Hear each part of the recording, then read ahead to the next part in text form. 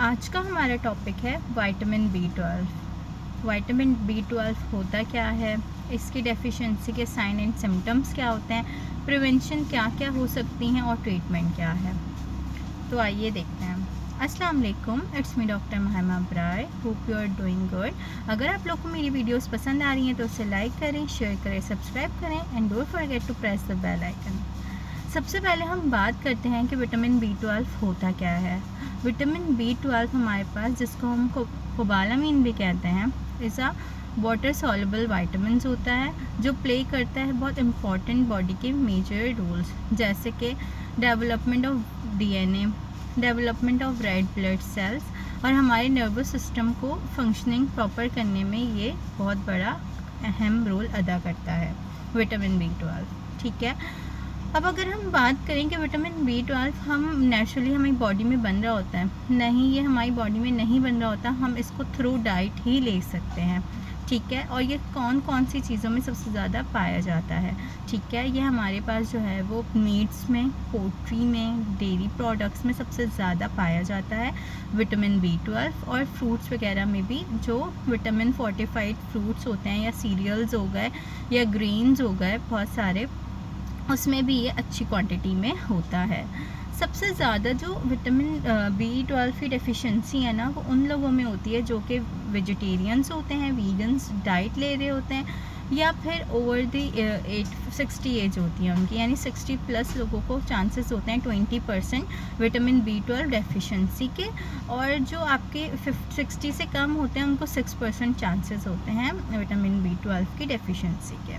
ठीक है, तो आज मैं टॉप 9 साइन एंड सिम्टम्स की बात करूंगी कि कौन कौन से साइन एंड सिम्टम्स होते हैं विटामिन B12 डेफिशिएंसी के। Here are the 9 sign and symptoms of vitamin B12 deficiency। सबसे पहले हमारी है pale and yellowish skin. Pale and yellowish skin कैसे होती है? जब हमारे पास विटामिन B12 की डेफिशिएंसी होती है तो हमारी जो रेड ब्लड सेल्स की डेवलपमेंट होती है वो डिस्टर्ब हो जाती है, जिसकी वजह से हमारी स्किन का कलर जो है वो पेल और येलोइश हो जाता है। ठीक है, डार्क सर्कल्स हो जाते हैं, रेड जो है ना वो पैचेस हो जाते हैं, ब्लैमिशेस हो जाते हैं स्किन पर, और सीवियर केसेस में हमारे पास वो जॉइंटिस भी हो जाता है। ठीक है, क्योंकि देखें जब रेड ब्लड सेल्स ही हमारे जो है वो बनेंगे नहीं, वही डिस्टर्ब हो जाएंगे, तो फिर हमारे जो है वो एनीमिक कंडीशन हो जाएगी, जिसकी वजह से हमारी येलोइश और पेल स्किन हो जाएगी। Second one is fatigue. जब हमारे पास विटामिन B12 की डेफिशिएंसी होगी तो हमारे पास रेड ब्लड सेल की भी डेफिशिएंसी होगी, जिसके रिज़ल्ट में हमें एनीमिया कॉज हो जाएगा। ठीक है, एनीमिया क्या करेगा, हमारे पास लैक ऑफ ऑक्सीजन करा देगा, यानी ऑक्सीजन की कमी हो जाएगी, जिसकी वजह से आपको बहुत ज़्यादा फटीग महसूस होगा, बहुत ज़्यादा टायर्डनेस महसूस होगी। मीन्स स्मॉल एक्टिविटी करने के बाद भी आप थक जाएंगे। अगर आप ब्रेकफास्ट बनाएंगे तो भी आप थक जाएंगे, अगर आपको स्मॉल एक्टिविटी यानी शॉपिंग पे जा रहे हैं तो भी आपको बहुत ज़्यादा थकावट महसूस होगी, मतलब थोड़े लिटिल उसमें भी आप थक जाएंगे, और आप सो के उठेंगे तब भी आपको थकावट ही महसूस होगी। मीन्स आप एक्टिव नहीं होंगे, बेशक आप 10+ आवर्स भी सो जाए, बट आपको वो ड्रेन्ड ही फीलिंग रहेगी कि बहुत ज़्यादा ड्रेन हालत है, बहुत ज़्यादा मतलब कोई बहुत ज़्यादा डिजीनेस हो रही है। ठीक है, उसके अलावा जो है आप मतलब सोचने समझने की, डिसीजन लेने की पावर आप में बहुत ज़्यादा कम हो जाएगी। Third one is feeling needle like sensation. Means कि आपको जो विटामिन B12 की डेफिशिएंसी होती है ना, तो आपके नर्व डैमेज होने के भी चांसेस होते हैं। नर्व डैमेज होने के बाद आपको क्या लगेगा, आपको एक लगेगा कि निडल और टिंगलिंग टाइप सेंसेशंस हो रही हैं। मीन्स लगेगा आपको कि आपकी थ्रू आउट द बॉडी में कोई जो है ना वो सुइयाँ चुभाने टाइप की नहीं होती सेंसेशन, उस तरह की आपको फीलिंग हो रही होती है। और ये जो है ना वर्स्ट रात के टाइम हो रही होती है। मीन्स ये जो है ना आपको कभी भी पूरे दिन में किसी टाइम पे भी हो सकती है। टिंगलिंग हो सकती है आपके हैंड्स में, आपके फीट्स में, आपके आर्म्स में, इस तरह में आपको टिंगलिंग यानी निडल लाइक सेंसेशंस भी हो सकती हैं।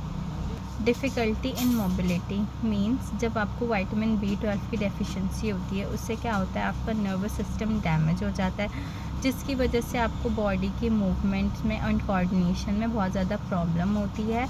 आपको चलने फिरने में बहुत ज़्यादा ही मसला होता है, आपसे चला फिरा नहीं जा रहा होता, थोड़ी देर चलने के बाद आप थक जाते हैं और इवन जो है आपको नॉर्मल भी अगर आप अपने रूम में भी चल रहे हैं तो आपको उसके लिए मोर एनर्जी रिक्वायर्ड होती है। मीन्स आप नॉर्मली चल रहे हैं, एक होता है कि बहुत ज़्यादा आपको थकावट हो रही है, बस फिर भी आप अपनी और ज़्यादा एनर्जी यूज़ करके जो है आप कोशिश कर रहे हैं, तो ये सारी जो है उसमें सिम्टम्स होते हैं इस तरह कि आपको बहुत ज़्यादा चलने में प्रॉब्लम होगी, बहुत ज़्यादा एनर्जी रिक्वायर्ड होगी चलने के लिए। बैलेंस कंट्रोल जो है ना, बैलेंस जो होता है आपकी बॉडी का, वो आपके अनकंट्रोलेबल हो जाएगा। आपको समझ में नहीं आ रहा होगा कि मैं कहाँ चल रहा हूँ, और रात के टाइम में जो है अंधेरे के टाइम पे ज़्यादा प्रॉब्लम होगी, फोकसिंग करने में बहुत ज़्यादा इशू होगा। आपको समझ नहीं आ रहा होगा कि कहाँ दीवार है या कहाँ चल रहे हैं, इस तरह के इश्यूज़ भी देखने में आते हैं। 5th वन है माउथ अल्सर। देखिए विटामिन B12 की डेफिशिएंसी की वजह से ना माउथ पे इन्फ्लामेशंस होने के भी चांसेस होते हैं, टंग स्वेलो हो जाती है और टंग का कलर भी चेंज होने के चांसेस होते हैं। इसके अलावा जो है आप कुछ भी खा रहे होते हैं तो प्रॉपर आपको जो है वो फ्लेवर नहीं आ रहा होता, आपके टेस्ट भी चेंज हो रहे होते हैं, और एक्सट्रीम जो इन्फ्लामेशन की वजह से आपकी जो है वो माउथ अल्सर्स भी हो रहे होते हैं। ठीक है, आपको बोलने में बहुत ज़्यादा प्रॉब्लम हो रही होती है, मतलब आप स्पीक नहीं कर पाते, कुछ सही से बोल नहीं पाते, कुछ खा नहीं पाते, क्योंकि टंग स्वेलो होने की वजह से आप प्रॉपर्ली अपनी डाइट नहीं ले पा रहे होते, बहुत ज़्यादा जो है वो जलन हो रही होती है, इन्फ्लेमेशन हो जाती है, जिसकी वजह से माउथ अल्सर्स भी हो सकते हैं।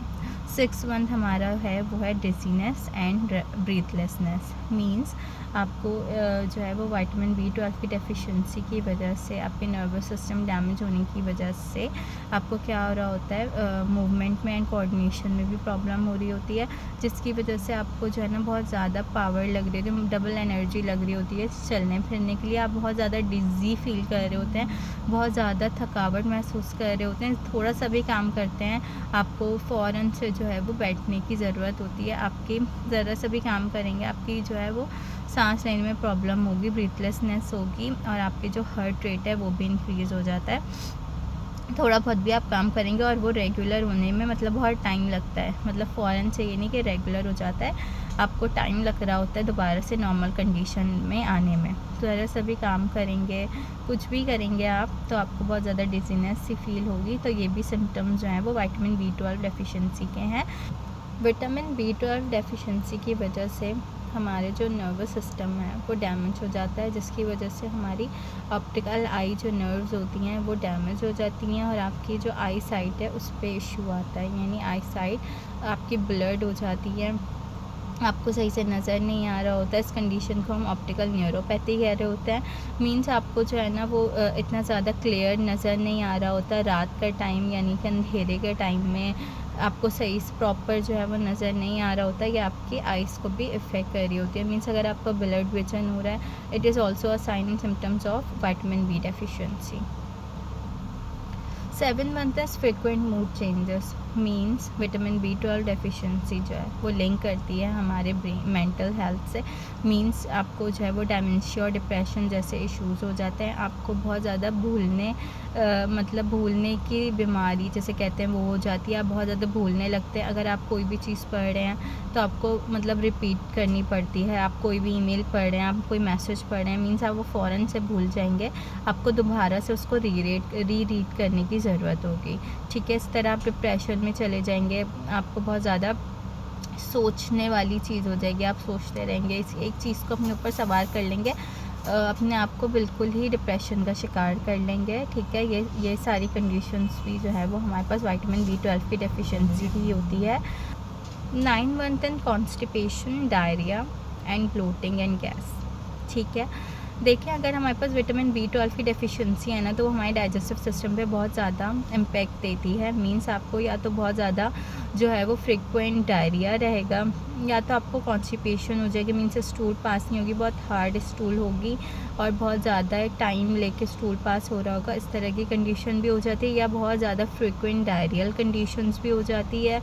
सबसे ज़्यादा जो इसमें प्रॉब्लम आती है वो आती है गैस और ब्लोटिंग की। मीन्स आपको हर टाइम फुल ऑफ फीलिंग रहेगा कि आप बहुत ज़्यादा फुल हैं, आपको जो है ना वो डाइजेशन में बहुत ज़्यादा प्रॉब्लम हो रही है, कुछ भी खा रहे हैं, ब्लोटिंग जैसी कंडीशन हो रही है। ये सारे भी साइन सिम्टम्स जो हैं वो विटामिन B12 की डेफिशिएंसी के हैं। अब हम बात करेंगे risk factor of vitamin B12 deficiency. किन किन लोगों को ज़्यादा रिस्क होता है विटामिन B12 डेफिशिएंसी का? जो लोग एजेड होते हैं, मीन 60 प्लस होते हैं, ओल्डर एडल्ट्स होते हैं, उनको ज़्यादा चांसेस होता है, वो जो है वो डिफ़िकल्टी होती है उनको विटामिन B12 के एब्जॉर्प्शन में। ठीक है, उसके अलावा जो लोग वीगन और वेजिटेरियन होते हैं उन लोगों को ज़्यादा प्रॉब्लम होती है, क्योंकि हमारे पास B12 जो है वो सबसे ज़्यादा जो उसकी क्वांटिटी है वो मीट, पोल्ट्री और डेयरी प्रोडक्ट्स में पाई जाती है। तो उन लोगों को डिफ़िकल्टी होती है, यानी उन लोगों को ज़्यादा चांसेस होते हैं विटामिन B12 की डेफिशिएंसी के। और जिन लोगों को गैस्ट्रोइंटेस्टाइनल प्रॉब्लम्स होती हैं, means Crohn's disease, coeliac disease, उनको जो है वो B12 के एब्जॉर्प्शन में प्रॉब्लम हो रही होती है। ठीक है, उसके अलावा हमारे पास जो लोग हार्टबर्न की मेडिसिन ले रहे होते हैं, लाइक प्रोटॉन पंप इनहिबिटर्स ले रहे होते हैं, जस्ट लाइक ओमिप्राजोल, पेंटोप्राजोल, इस तरह की टैबलेट्स ले रहे होते हैं, उनको जो है ना वो डिफ़िकल्टी होती है एब्जॉर्प्शन में विटामिन B12 की। उसके अलावा जिन लोगों को एनीमिया होता है, मीन्स ये ऑटो इम्यून डिजीज़ है। ठीक है, इसमें क्या हो रहा होता है, रेड ब्लड सेल्स नहीं बन रहे होते, तो ऐसे लोगों को जो है वो चांसेस होते हैं विटामिन B12 की डेफिशिएंसी के। अब हम बात करेंगे preventions and treatment of vitamin B12। ठीक है, सबसे पहले हम बात करेंगे कि हम जो है वो विटामिन B12 रिच फोर्टिफाइड जो है वो फ्रूट्स ले सकते हैं, सीरियल्स ले सकते हैं, ग्रेन्स ले सकते हैं, ताकि हम इसकी डेफिशिएंसी से बच सकें। सेकेंडली हमारे पास जो है वो कैप्सूल्स यानी सप्लीमेंट्स ले सकते हैं विटामिन B12 के, जिसकी वजह से हम इससे बच सकते हैं। ये उन लोगों के लिए बेस्ट है जो कि वीगन हैं, जो कि वेजिटेरियंस हैं, मींस वो मीट नहीं ले सकते और फ्रूट्स और सीरियल्स में वो इतनी ज़्यादा क्वांटिटी में विटामिन B12 नहीं ले सकते, तो उनके लिए। और एज जो लोग होते हैं 60 प्लस जो लोग होते हैं उनके लिए ये बेस्ट ऑप्शन है। Third one is treat underlying conditions, mean जो हमारे पास डाइजेस्टिव जो इशूज़ होते हैं, गैस्ट्रोइंटेस्टाइनल इशूज़, और हमारे पास एनीमिया जो कंडीशन होती है, इसमें हमारे पास विटामिन B12 जो है वो एब्जॉर्प्शन नहीं हो रही होती, तो हम उस कंडीशन को ट्रीट करें ताकि हम वो विटामिन B12 की डेफिशिएंसी से बच सकें। ठीक है, ये सारी ऐसी चीज़ें हैं। या आप इंजेक्शंस फॉर्म में जो है ना वो विटामिन B12 ले सकते हैं। कुछ लोगों को एब्जॉर्बेंस का इशू होता है बहुत ज़्यादा, तो वो लोग जो है वो टैबलेट्स या कैप्सूल्स भी ले रहे होते हैं, तो इफ़ेक्ट नहीं कर रही होती, तो वो लोग इंजेक्शंस फॉर्म में भी विटामिन B12 ले सकते हैं। ठीक है, इन कंक्लूजन आप सही टाइम पे, राइट टाइम पे जो है वो विटामिन B12 को वो करें, मीन्स आपको देखना पड़ेगा कि विटामिन B12 ये आपका सिम्टम्स तो नहीं है, तो आप उसको क्योर करें ताकि आपको नर्व डैमेज जैसे और अदर कॉम्प्लिकेशंस जो है वो विटामिन B12 से जो होती हैं उससे बच सकें। Thank you so much. अगर आपका इससे रिलेटेड और भी क्वेश्चन हो तो मुझे कमेंट बॉक्स में पूछ सकते हैं। अगर आपको ये वीडियो पसंद आई हो तो इसे लाइक करें, शेयर करें, सब्सक्राइब करें and don't forget to press the bell icon. Thank you so much. अल्लाह हाफ़िज़।